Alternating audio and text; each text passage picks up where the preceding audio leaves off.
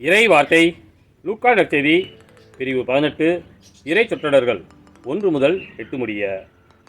மனம் தளராமல் எப்பொழுதும் இறைவனிடம் மன்றாட வேண்டும் என்பதற்கு இயேசு ஓர் உவமை சொன்னார். ஒரு நகரில் நடுவர் ஒருவர் இருந்தார்.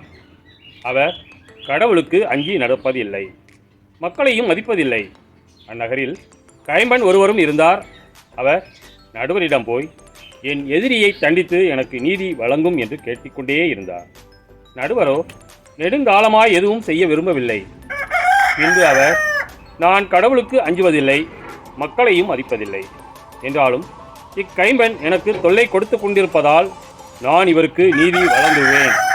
இல்லையானால் இவர் என் உயிரை வாங்கிக் கொண்டே இருப்பார் என்று தமக்குள்ளே சொல்லிக்கொண்டார். பின் ஆண்டவர் அவரிடம், நேர்மையற்ற நடுவரே இப்படி சொன்னார் என்றால், தாம் தேர்ந்து கொண்டவர்கள் அல்லும் பகலும் தம்மை நோக்கி கூக்கிரலிடும் போது கடவுள் அவர்களுக்கு நீதி வழங்காமல் இருப்பாரா?